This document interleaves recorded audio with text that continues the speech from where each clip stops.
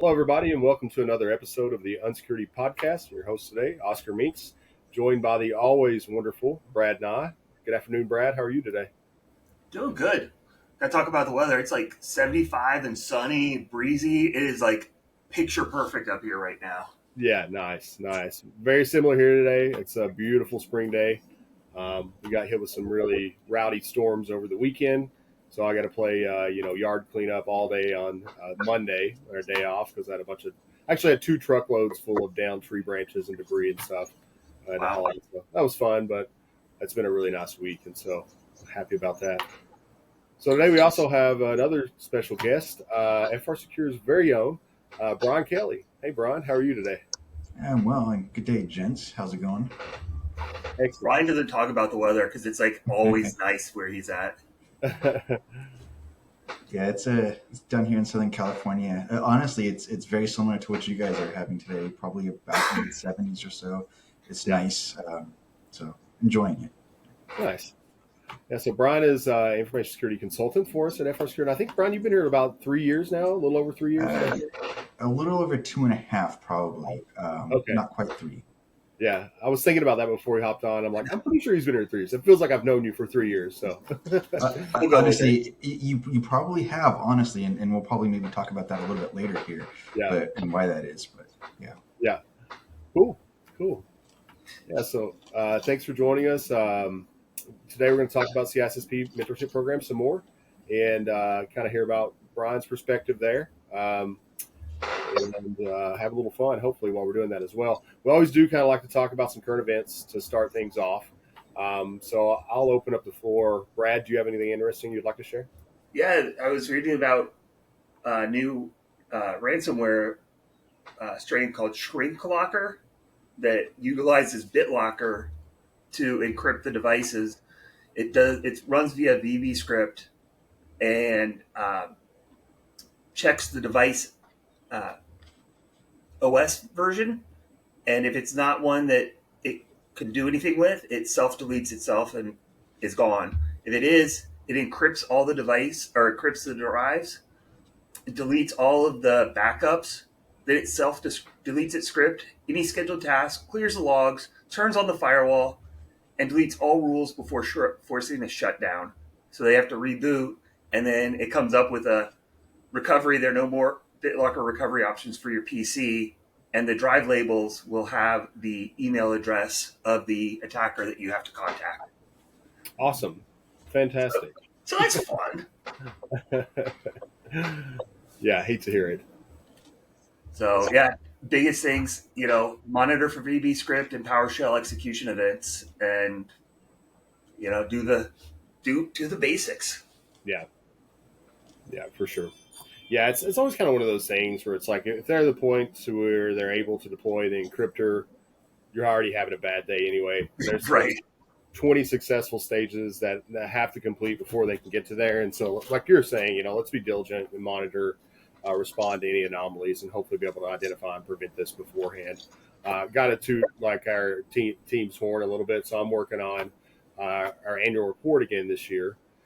And this year I've taken a little bit different approach, and I'm focusing on all the casework that we've had. So just to share with everybody, we're about 80 cases so far for 2023 and the first half of 2024 so far. So a huge volume of caseload.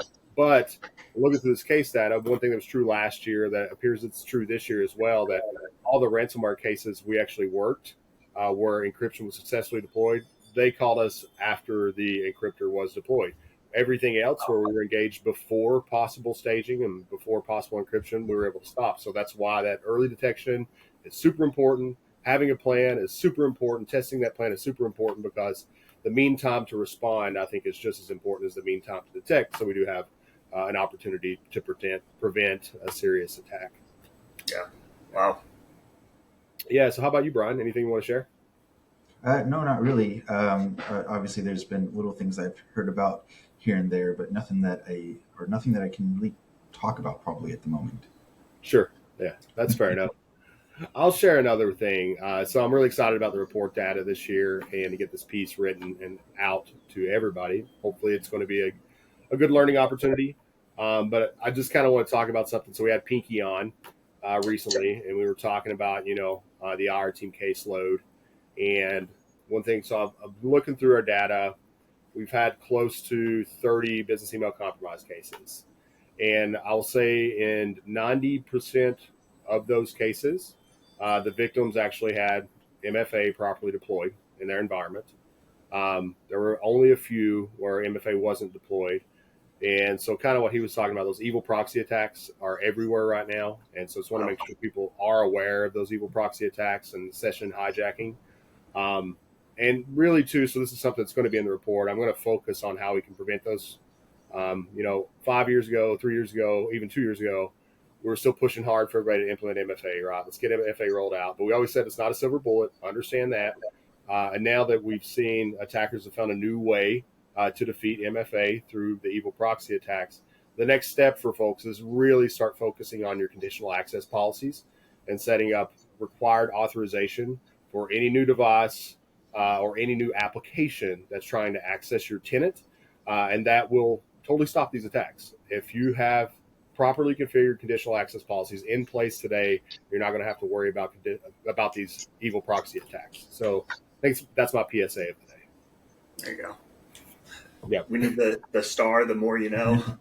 Yeah, exactly. Well, cool. So, Brian, was this your first time with the CISSP Mentorship Program? I helped a bit last year, more on the background, say moderation and such. And then the year before that, so that would have been 2023, 2022, I think I helped just a little bit too, like just answering questions and such, not quite as much.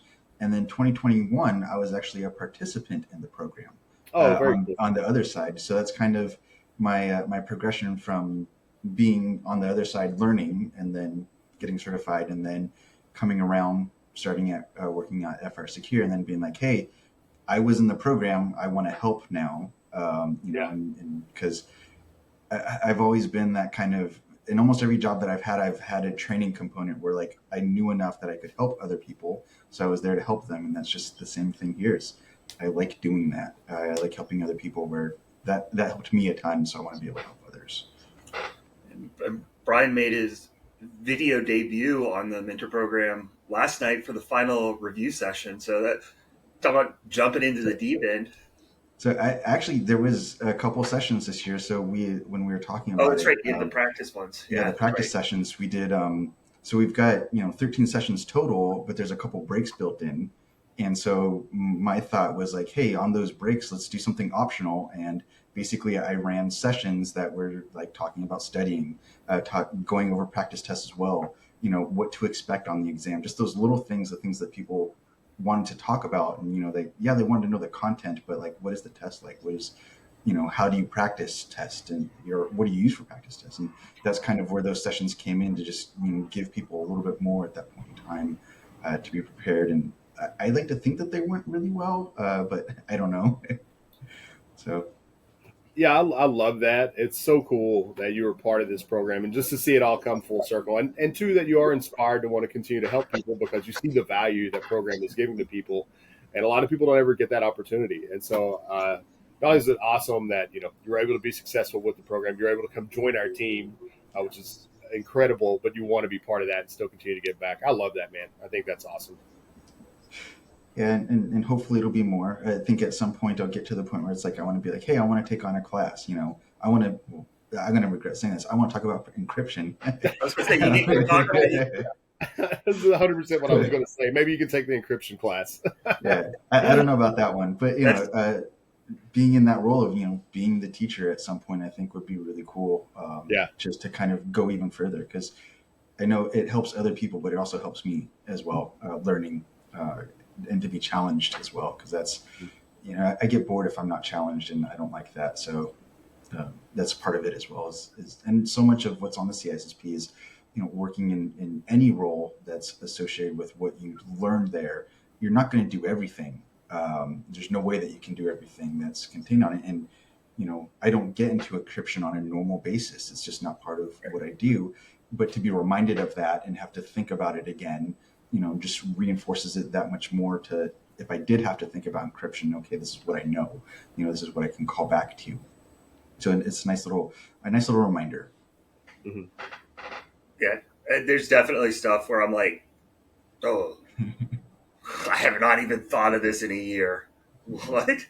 The OSI model, we had that, and I was like, I don't know the last time I needed to know that for my job. Yeah.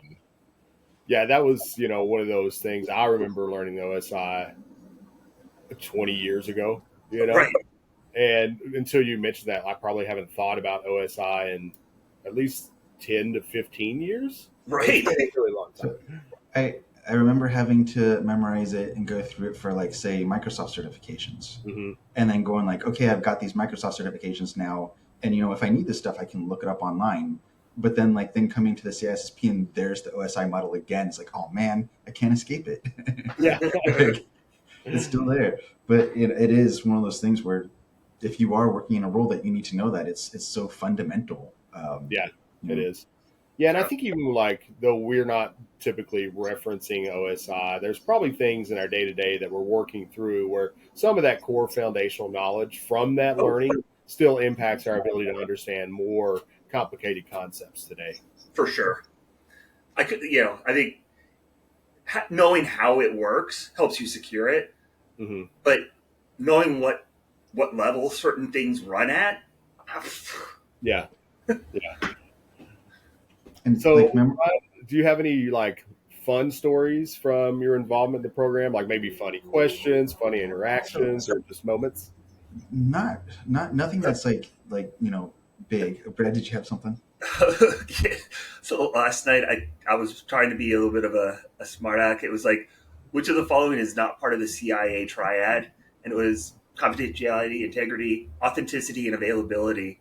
And I was like, oh, it's this one over availability, and I accidentally clicked the button on my mouse button and clicked the wrong answer.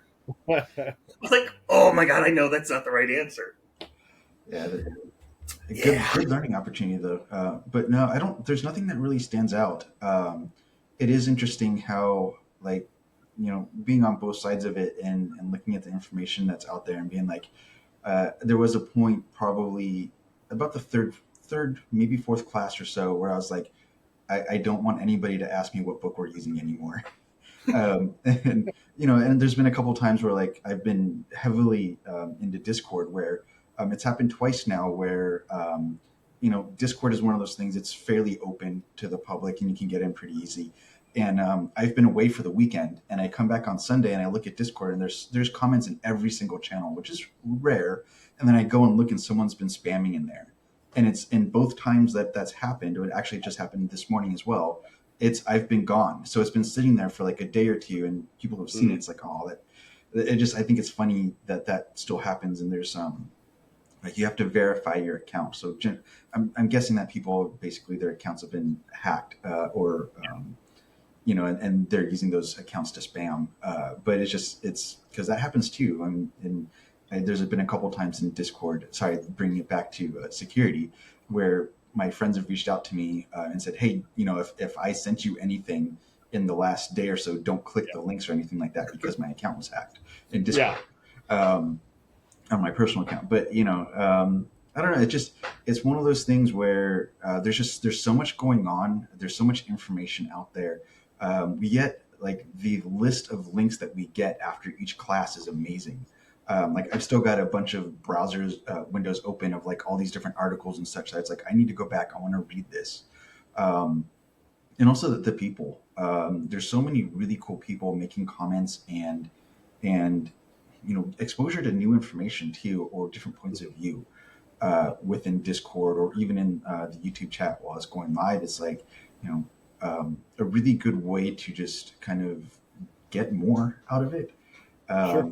But yeah, it's and there's some the off-topic chat and such gets interesting sometimes. And Brad probably knows this more than you, Oscar, but it's very easy to get me off track on terms of conversation. But there's times where, say for instance, one of the things that came up yesterday was Raid, and one of my EVE Online characters' name was Raid Zero, because I thought it was such a cool name back then. This was 15 years ago. And whenever I see Raid Zero now, and I even made a comment in Discord, it's hey, that was my EVE Online character's name.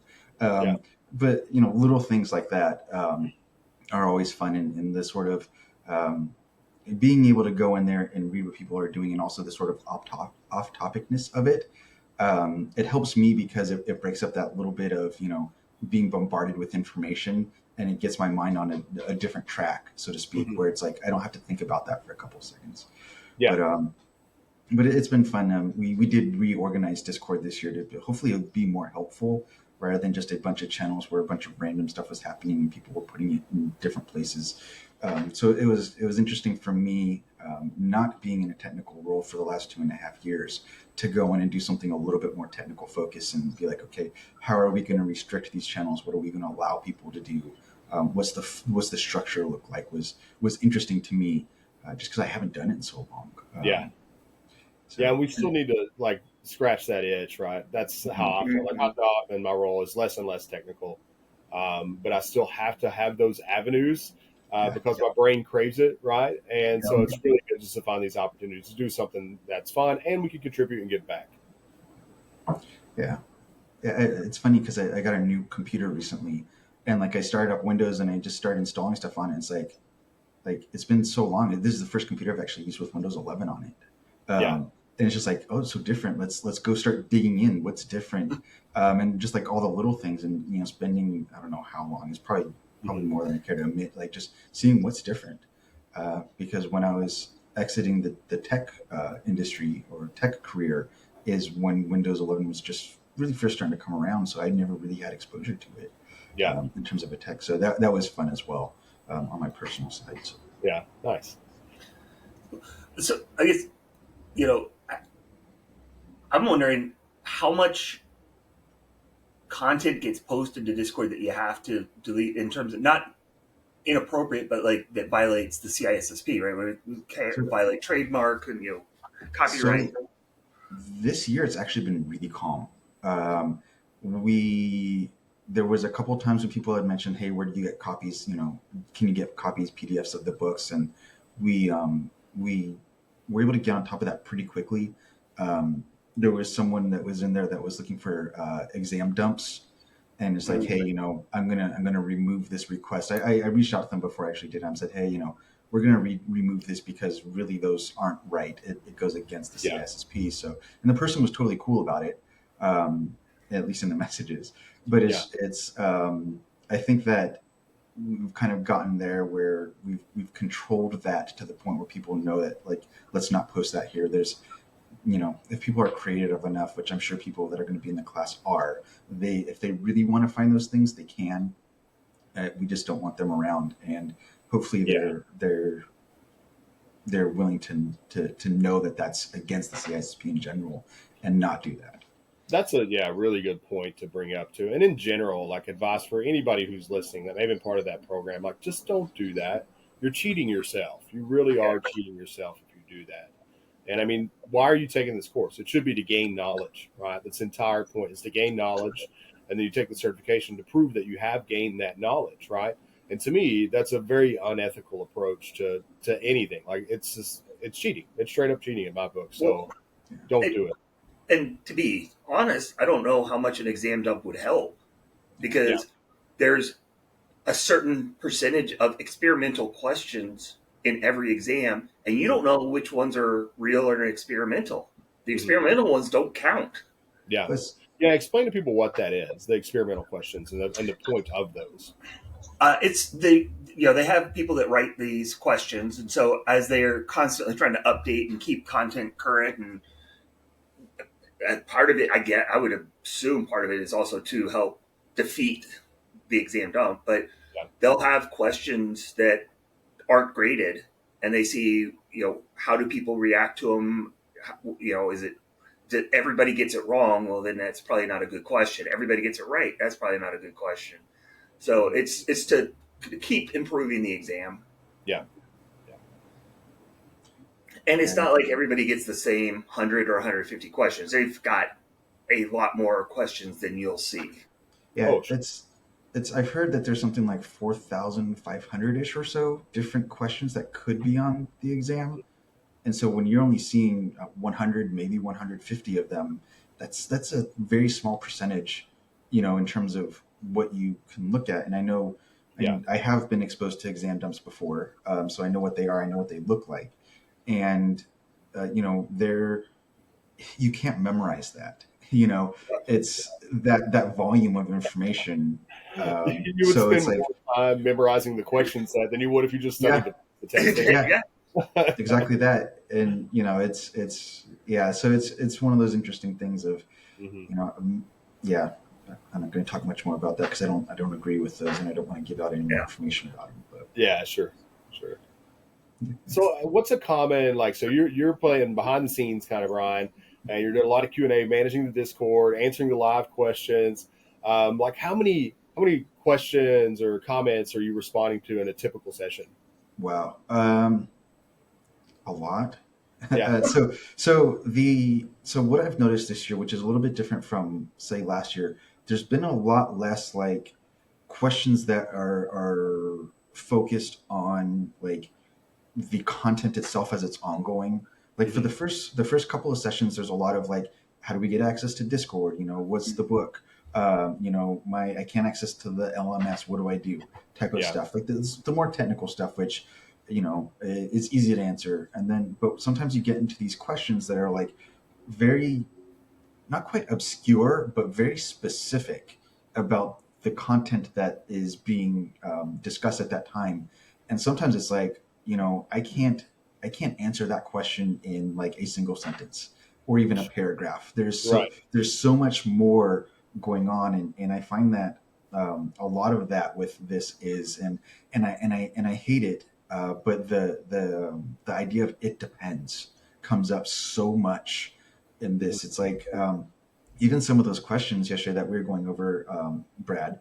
Yeah. It's we pointed out a couple of them where it's there's not really enough information here to determine what the actual answer is, because we're looking at this as we want to know more about it, or we to make the best decision, we need to know the whole situation. I have had a couple people reach out to me through direct message and say hey, this is our situation that we might be looking at, or I have this situation going on type of deal. Can you provide any guidance, or is this along the right track? And it's trying to I try and help as I can, because that's just the kind of person I am. But it's just wow, we could have an hour phone call on this and still not have a clear way of going about addressing this. Excuse me.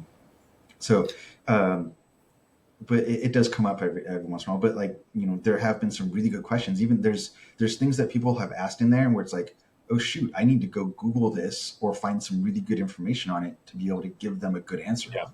And then it's 5 minutes later, I come back to chat and there's a whole bunch of stuff that's gone on since then, and I know I've missed a bunch. But it's as we go through. But it's once again, it's good because I'm learning more. I'm hopefully giving people some good direction on it as well. Yeah, it's a great opportunity for you to just refresh, sharpen those skills, and kind of remind yourself of the things you learned a couple of years ago again. Because like we mentioned, it's CISSP is a mile wide and an inch deep, right? That's the same. It covers so many domains, so many different subjects within there. It's really impossible to retain all that full time, because our jobs are pretty focused, right? We'll be focused on specific domains in there for 90% of our work. That information's still there, but it's just like any muscle. If you're not using that muscle, it will deteriorate. And so it's a good opportunity for you just to get a refresh. I made the comment last night when we were going through it that there's so much, it's so wide, there's so much that's covered. And even at FRSecure, there's so many different job positions that touch information or something that would be covered under a CISSP. But there's no way that any one of us could cover all of that. I mean, look at the different teams, the different positions that we have. And it's just, there's so much going on. There's no way that, I could do vulnerability scanning. I couldn't do penetration testing. I couldn't do IR and a consulting role all at the same time.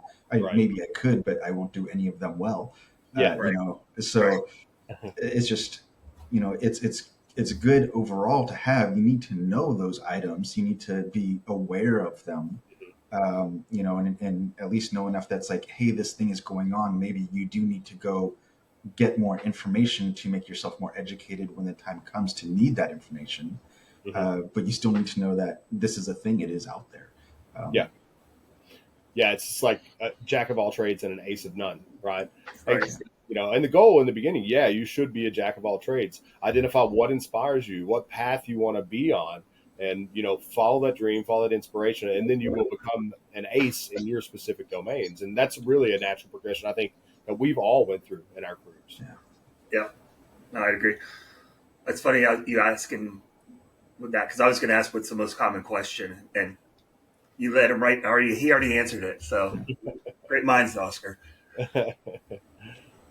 So, gosh, I'm trying to think. So you've been behind the scenes a lot. How much beyond the class itself, the classes? How much time are you spending moderating? Like, how much? What is your dedicated time for this?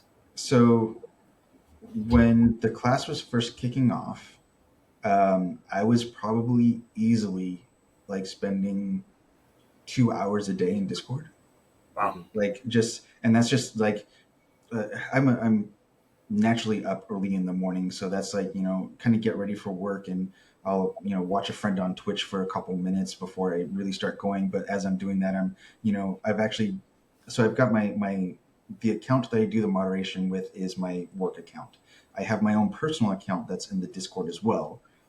So that when I'm on my personal computer, I've got Discord open because I use it for, gaming and such. And then I can look to see if there's any new messages, and then say, like, if I see something in there, it's like, oh, I need to respond to this, or, we need something more a moderator role would do. Then I'll go on my work computer, access from there, and do whatever needs to be done. But I'd be checking that, before 6 o'clock in the morning, I'd be in there, and then in and out pretty much all day of Discord. And generally days where there was classes, it'd be maybe a little bit more than that. But since it's gone down, it has calmed down more, because you do get a lot of that. Once again, going back to the book and the, when's class, or what time does it start, and, the access to the LMS. So nowadays it's probably closer to I don't know, 30 to 45 minutes or so, if that even, per day. And obviously as time goes on, that's just going to go lower until there's almost nothing there for probably a month or two, and then it'll kick back up again. So, Brian, what really inspired you? Because I know you have a tech background, right? And you did that for quite a long time. What inspired you to really start the path in the beginning to even take the CISSP and then to become a security consultant? Okay, so we're going to go deep here into my history, so I apologize. And I like to talk, so I apologize about that as well. So I was doing IT work for an MSP that was owned by an accounting company. And I was like the main sort of client manager, sort of direction person for the accounting company at the time. And I had gone to a conference for them where it was all CPAs, and it was their IT. I was the only consultant in that role there. Everybody else that was at this get together was more of like, the internal IT for an accounting company. So I was a little kind of odd man out in that sense. But one of the things that we started talking about, and it was a big thing, was security in terms of, CPAs and such. Now, we can talk about sort of my feelings on MSPs and such later on, or at a different time. They've changed over time, but I learned a lot about security at that point, and it started the ball rolling. I then, a couple of the guys that were there at that conference were like, hey, we're going to DEF CON in like a month from now. Is anybody else going to be there? And I'm like, I've always wanted to go and see what it's all about. I'll go too. So I met those guys there at DEF CON. That was the first time I went. I don't remember which year it was, but I remember the badge for the year was the giant record, the vinyl record. And so I went and I did DEF CON with those guys, and it was like a whole new world. It was amazing. And at that point, I was kind of getting to the point where in tech, I was getting a little bored, like, doing the same thing and it's the same stuff for so long. This is probably 10, 12 years in at this point in tech, most of that being MSPs. And then I was like, so that was what implanted the thought. Yeah. And then, continued on. I didn't really do anything at that point. I thought about maybe looking for a different certification. And at a coworker, Tim Boyer, who had moved over to FRSecure from the company that I was working at. And at one point we were still in contact, and he knew that I was looking for a change. And he said, hey, there's an IR job at FRSecure that's open, you should apply. And so that's when Oscar, you and I met, is during the interview process. Yeah, I remember that. Yeah. And we talked, and I think from the description, I got fairly far along, but basically where I was lacking was experience. Mm-hmm. And so when I was looking at it, it's like, okay, what could I have done differently here? What could have made me better? It's like, well, I could get a security job and such. Well, how do I do that? And what can I do? And it was about the time the mentorship program was starting up. So I was like, I'm going to see what it's all about. And so I got the book. I started reading it before the session started. And it's one of the very few books that was like any sort of, knowledge base, comic book knowledge type thing, where I was actually able to read it and get through it fairly easily. It wasn't putting me to sleep, which surprised me. And so I'm like, maybe I can do this. And so I did studying. I scheduled the test, took the test, and moved on. And then, eventually that brought me to, I think it was Pinky. I reached out to after I got my CISSP and said, hey, Pinky, I've got my CISSP. Does that change anything? Do you guys have anything that might, work? And he's like, we don't have on the IR team right now, but, we have a position that you might actually be really good for. So let me get you in contact with the right people. And that's when I talked with Megan. And coincidentally, it was funny because I didn't get the job at that point either. So that was the second time I went through the interview process with FRSecure. And then about a month later, it was actually really weird because this was all during the time of COVID too. So things were weird. I was working from home at that point. Like I didn't want to go back and work in an office either. And I had an animal that wasn't doing well, one of my rabbits, and we were supposed to go on a cruise to Alaska, and that got canceled because the animal wasn't doing well. And I was in a really bad spot, and just work was just getting me down. And I got a voicemail from a Minnesota number, and I'm like, huh. And I couldn't listen to it because I was in a work meeting at the time. And I'm like, what is this? It's like, they actually left a voicemail, and it wasn't a short one. It was a fairly long one. I'm like, and I just wanted to get out of that meeting. And so eventually I did. And I got it was from Megan saying like, hey, do you want to come work for us? And I called her back immediately and just said, yes, I don't care about whatever conditions, just yes. I'm in. And so that's how I got to FRSecure. And then from there is when we started talking about the mentorship program. I just wanted to be like, hey, this helped me so much. And I want to be part of that now. And that's what's brought me here, to the mentorship program, or to continue with the mentorship program and supporting it and being there. Cause I want people to have that same help that I got from FRSecure. Cause it's been so much, a huge change in my life, which I'm grateful for. What an awesome journey, man. And it's so great to have you here too. It's fantastic. It just reminded me of something you were saying this too. And I want to share this because, everybody's talking about how there's a shortage in information security professionals. Every year there's a new stat that comes out. And the most recent one is there's the prediction by 2025, there'll be a 3.5 million job shortage, right? Going to be deficit 3.5 million people. And kind of shed a little light on the process. It is challenging sometimes to get employed here, but we are literally getting over 500 applicants for every information security position that we post right now. And so, for me, I've always kind of questioned, is that statistic real? I don't know. And I know we've talked about that on the show here before, because I think a lot of people, when they're putting out postings, they don't even know what they want in the job. It's like, I need an information security person. And, if you read those job responsibilities, it's like you were talking about. It could cover everything, every domain that's in the CISSP. And people look at that and they're like, if they don't even know what they really need, then I don't want to work there, right? And it's entry-level pay. Yeah, and entry-level pay too. Yeah. That's what's crazy. When I got the CISSP, I started looking for new jobs, right? Because I didn't know if there would anything would come from, reaching out to Pinky at the time and all that.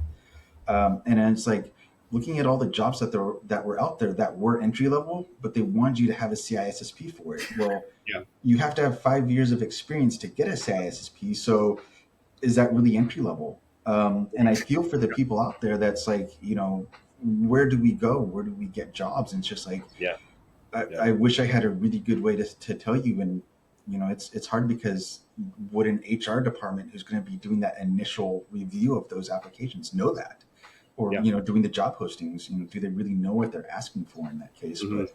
But that's a hard one to say. And I I don't know how many times I put my application out there for different jobs and such. And I think I only got 1 or 2 little bites here and there. And I don't even think they went very far, unfortunately. Yeah. We did an episode a couple years back. We just ran job postings and read these job postings and tried to decipher and like kind of role playing a little bit.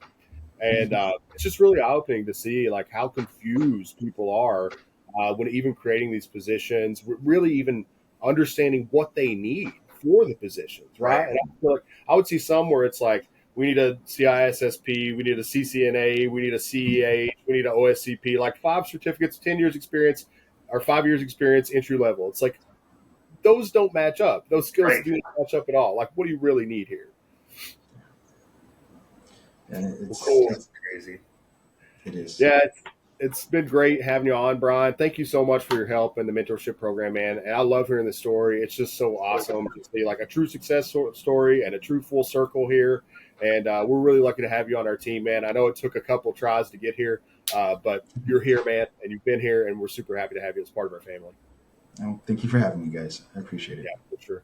Cool. So we usually like to wrap up with giving a shout out, some kudos to someone, something, anything you want here. Just a moment of appreciation. And so we'll start with you, Brad, and then let you go, and I'll go last.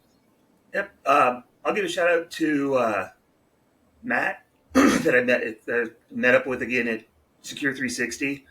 Said that this was his favorite podcast, so I'll take it. Yeah, that's cool. Heck yeah, I love that. All right, how about you, Brian? If I could, I'd like to do 2. One, my wife, because she's always supporting me in what I've been doing. And when I told her, hey, I want to go get this certification, it's going to take a lot of time, she was like, cool, like I'll support you. And then also a couple of friends that I do gaming with, they're going to know who they are because I'm going to tell them about it. But hey, guys, thanks for being there and playing games with me and listening to me rant about stuff when I do. I appreciate it. Nice. Heck yeah. I'm going to give a shout out to my wife today as well. She's awesome. She's amazing. I wouldn't be where I am and making it through. I wouldn't be sane today without her. I've had an extremely busy last couple of weeks, and she has certainly helped keep me sane and calm, and she's been strong through that. So I really appreciate her, and want to give her a shout out today. I'm telling my wife not to listen to this episode after I didn't give her a shout out. You two did. It's all good, man. All right, guys. Well, thanks a lot for joining us. Thanks, everybody, for tuning in again. Hope everybody has a wonderful rest of your day, and we will talk soon. See ya. Thanks, guys.